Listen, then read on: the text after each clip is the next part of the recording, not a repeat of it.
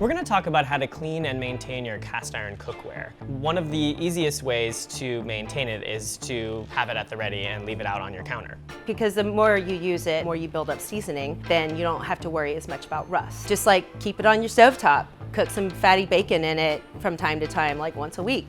Who doesn't want bacon for breakfast, like once a week, right? So let's say that we are using these every single day. Let's talk about cleaning them. So for regular maintenance, when you just have cooked bacon in or whatever you've cooked in and you don't have anything sticking to the pan, the way that you want to clean it is just while the pan is still warm, not necessarily like blazing hot, but warm, and then you can pour in some warm water, bring it to a boil, deglaze the pan, and you can either scrub it out or it may just come off naturally. Then take it to the sink and clean it with soap, a little soap and water. It'll just save you from scrubbing it. Shall we demonstrate? Yes! Can I pour the water in? Yes, please, Leslie. Do the honors. Thank you. Woo! Can I do a little scrapey? Scrubby. Some people are gonna freak out about like the plastic, but you're not getting all up in there right now. You're just loosening some stuff. Oh, I think she's ready for the sink. Yep, ready for a rinse. 'Cause I don't want that anymore. Okay. I just do a little bit of soap. Yeah, y'all clean your pans with soap. Yeah. Come on. As long as it's seasoned well, you Well, can use I it. was gonna say you can hit them over the head with a cast iron pan. Dunk. I think you've done that to me before.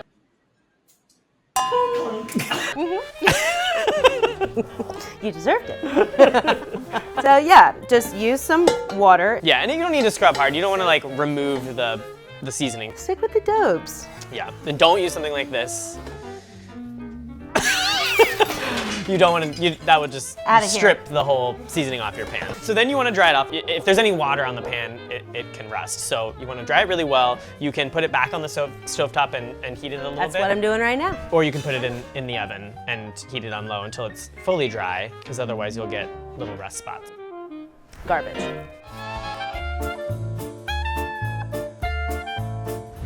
So if you have some like really stuck on, stubborn food bits in your pan, you might want to deploy the salt method. Dump some salt in there and give it like a good scrub around. You ready for this? All right. Ready for this? Y'all ready for this? Ba-da-da, salt in the frying pan and salt in the pan. All right, that's good, right? Yeah. Yeah, and the salt just like... It's like, it scrubs it all. It's like a nice facial for your pan. Yes. Love it.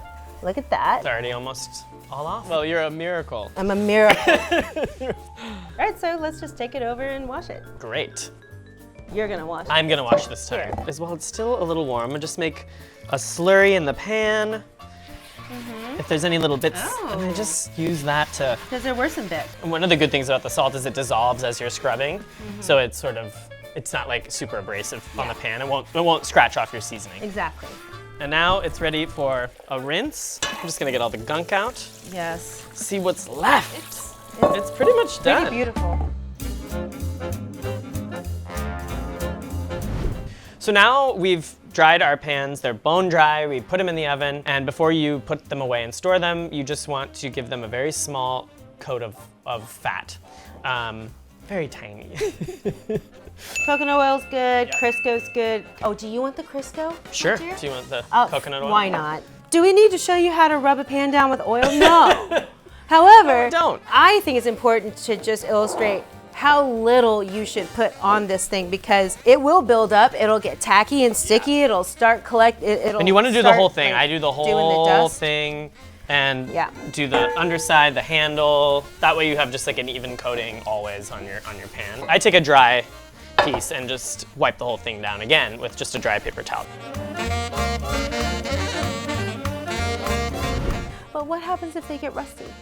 Well, if they get rusty, Still, after all of this. After all of this, it's highly unlikely that they will. But sometimes if you're not using your pan a lot, and if you live in an area with a lot of humidity or moisture in the air, sometimes the pan can get little rust spots on it. We have an example to show you. The rust spots can develop, and they come right off if it's like this. I mean, obviously, if you leave water in it, the whole pan will rust. So this was just from moisture in the air. So you can get the rust off by just scrubbing it lightly with a Scotch-Brite sponge. Probably Adobe would even take it off. Just a little. And you can wet it a little. We're not doing this. We're just doing that. And then you can just rinse it as you normally would with a little soap and water, and then you definitely want to dry Then it you out have to really re-season well. it. And then it's time to reseason. Yeah, we don't have time to get into actually reseasoning. It's a whole thing. If you go to the Wirecutter's Cast Iron Skillet Guide, there's a whole section in care and maintenance about how you reseason your pan, and it's really simple. It's just time consuming. Yeah. But passive. Passive time. Passive So time. on a rainy day. Just do it. Should we cook some bacon now? Yes. Bye. Bye. The full moon. Must be the full moon. All my blood is getting pulled to my skin right now. We're witches. Okay. Happy full moon, everyone. Hi. Let's clean some pans.